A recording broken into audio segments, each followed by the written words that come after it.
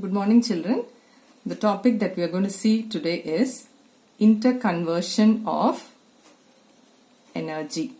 Okay, interconversion of energy. That means conversion of one form of energy to the other.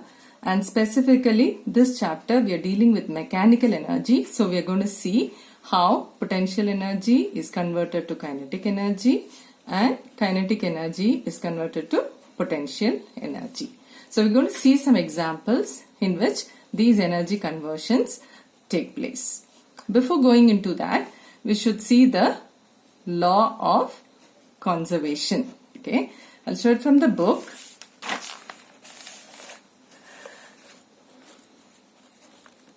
The law says that decrease in potential energy is exactly equal to increase in kinetic energy and vice versa, but total mechanical energy must remain unchanged. This is known as conservation law of mechanical energy. So potential energy might change to kinetic energy, or kinetic energy might change to potential energy, but total energy will always remain the same. Let's start with the first example. A ball kept at a height h above the ground. So it is at a height h above the ground. We are going to drop this ball from the height. Okay, initially you're holding it, means it is at rest, and then you're dropping it. So here, because you are holding and it was at rest, it will be having potential energy. Now as you drop it, the stone starts moving, or it has a velocity, and as it comes down, the velocity will keep on increasing, and at the lowermost point it will have maximum velocity. So what do we say? Here it will have kinetic energy. And then let's consider another position in between. Okay, let's take this as position B and this is position C. Now at A, it was at rest and it was at a height h above the ground, so it was having potential energy. Now what happens at B? Still it is at a height maybe h1 above the ground, so it will still have potential energy but less than this, and because the ball is now moving, it will have kinetic energy also. So at this point it will have both potential energy and kinetic energy. Whereas at the lowermost point at C, it will stop once it falls down. So it will not have potential energy, but it will have only kinetic energy just before reaching. Okay. So this is how the energy conversion takes place. But at every point, total energy remains the same. Now what do I mean by saying total energy? Potential energy plus kinetic energy. Now at the highest point, suppose let's take potential energy was 10 joule and here kinetic energy is 0. And in this point, potential energy will be definitely less than 10 joule. Suppose let's say 6 joule. Now the remaining 4 joule, 10 minus 6, 4 joule would have become kinetic energy. And then at the lowermost point, again all the 10 joule would have become kinetic energy and potential energy is 0. So the total at any point will be the same, that is 10 joule. So this is how law of conservation of energy is verified in this.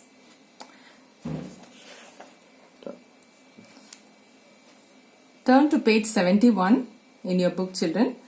Look at this figure. This is the figure that talks about a ball that is dropped down from a height.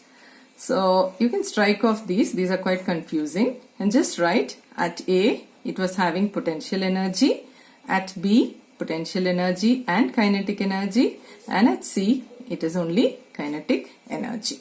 Okay. Now turn to the next page and few corrections here also. You can strike off this big equation, it's quite confusing, strike it off. So you can start from here. If the object is allowed to fall from the top of the tower, it falls freely under gravity. Naturally, its potential energy decreases and gradually transformed into kinetic energy. At any point B, it has both Ke and Pe, kinetic energy and potential energy. Just add these words here. Then you can strike this off and continue. When the object just reaches the grounded position C, its gravitational potential energy becomes 0 and the whole energy is kinetic. Again strike this off and you will conclude saying, so total mechanical energy remains conserved throughout the free fall. I'm sure you're clear with this example. Now you can strike off example number 2 and 3. Maybe we'll do it later. We'll go to the next example now, that is motion of a roller coaster. Hope you all have heard about roller coaster or you have seen a roller coaster in some amusement park or something. So a roller coaster will have a path which is up and down at different levels, and then it might even have a circular track or something like that. So a train or something the roller coaster will go over this path. Okay. Now, when it starts, suppose if it starts from here, so there will be an engine or something to push it up. So it will have, it will have kinetic energy. When it starts, it will have kinetic energy. But as it goes up, so during this upward journey, its kinetic energy keeps on decreasing. You would have noticed that the speed will decrease as the roller coaster rises up, climbs uphill, its speed will decrease. Therefore, kinetic energy will decrease, but it will be transformed into potential energy. So the potential energy will slowly keep increasing. This happens till this point, and here it will have only potential energy, or potential energy is maximum. Now let's see the downward journey, downward hill. Here potential energy keeps on decreasing because the height above ground is decreasing, but kinetic energy keeps on increasing. Therefore, when it comes down, you will see an increase in speed. And at this lowermost point, it will have only kinetic energy, or kinetic energy is maximum. So this keeps happening again and again in an upward journey and a downward journey. That's how a roller coaster works. Same way, at any point, total energy will be same. It can be kinetic or potential, but if you add these two, it will be the same throughout this system. Okay, let's go to the third example, that is hydroelectric generation or hydroelectric power plant. So you all know the meaning of hydroelectric power plant. So it is a system in which water is allowed to fall from a height and electricity is generated from that. So how does it work? So water is stored at a height. So this is what happens in dam. They store the water at a height, and then this water will be having potential energy because it is at a height above ground. Now this water will be allowed to fall on a turbine. Now a turbine is something like a fan. So as this water falls on the blades, it will start rotating, and then this is connected to a generator and you will get electricity from this. So this is how a hydroelectric power plant works. Now the main thing is the potential energy of the stored water is converted to kinetic energy. When the water falls through this, because of its motion, it's converted to kinetic energy, and because of the kinetic energy, it's rotating the turbine, and because of this, electricity is generated. Thus, potential energy is converted to kinetic energy. The next example that we're going to see is bow and arrow arrangement. So, in this, there is a bow and there is a string attached to it. And when you stretch this string and you keep your arrow Now when you stretch this string, the string will have potential energy because it's undergoing a change in configuration. Now when you release it, that potential energy gets converted into kinetic energy, and that's why this arrow can go to a travel or to a long distance. So this potential energy of this string is being converted to kinetic energy of the arrow. The fifth example that we're going to see is motion of a ball placed on a compressed spring. You see it in page number 73 in your book. So, simple example again. You have a spring, you keep it compressed and keep a ball on top of it. Now, when you release it, take your finger off. So, the spring is released. You know that the spring is going to stretch or relax. And what happens to the ball? It's going to jump off. So, what's happening? When it was in a compressed state, the spring had potential energy and that got converted to kinetic energy as the ball jumps up. So here also potential energy has got converted to kinetic energy. And you can strike off this action of a mechanical watch also. We'll do it later. So we have seen 5 examples so far. The next topic that we are going to see is power. So this also looks like a familiar term. Okay, so we talk like this person has more power, this person has less power. One thing you should remember, when we talk power, it is something to do with time. How fast or how slow you do a particular work, that depends on the power of a body. So the definition goes like this. Power is rate at which work is done.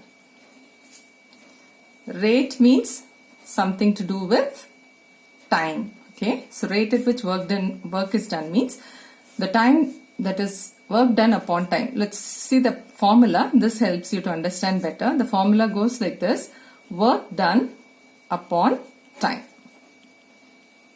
Work done upon time. So how much time you took to complete the particular work.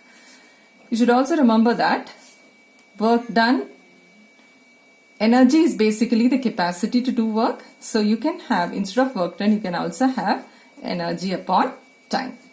Power can be written as energy upon time. Both these formulas are correct.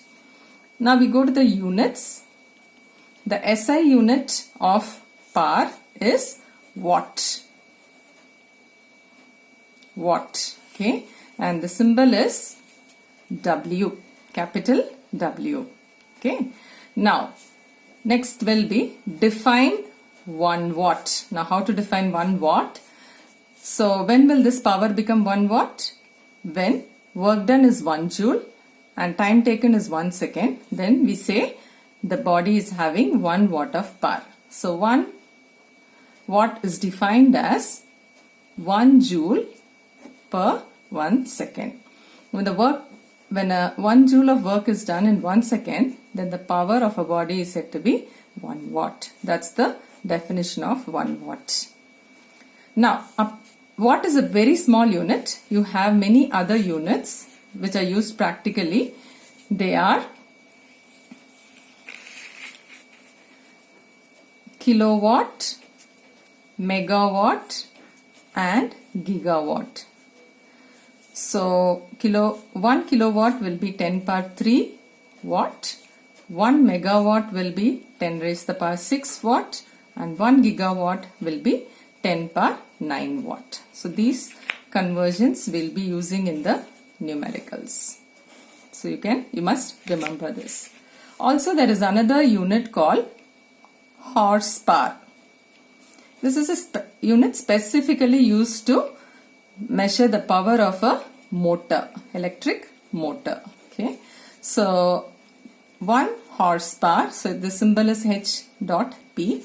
1 horsepower is equal to 746 watt. You're supposed to remember this conversion also. Next we have to do some numericals based on power. Power is equal to work done upon time. In page 74, we're going to solve example number 13. A porter does 9,000 joule of work while lifting the luggage to a railway coach. If he takes 3 minutes in all to do the job, what is his power? Let's try to solve this. Now what are all given? Work done by the porter is 9,000 joule and time. He did it in a time of 3 minutes and you're asked to calculate the power. Simple. Power is equal to work done upon time. You just have to substitute these values in this. But before substituting the value, check if all of them are in SI unit. Especially, as I told you the other day, the SI unit of time is second. But here it is given in minute. So it has to be converted to second. So 1 minute we know has 60 seconds. Therefore 3 minutes will have 3 into 60, that is 180 seconds. So this is 180 seconds. So now you have to use this value for calculating power. So power is work done is 9,000 upon 180. So if you divide this, you'll be getting 50 as the answer. And what will be the unit? Watt, that is capital W. So this is the power of that person. Next, we are going to do example number 15 in the next page.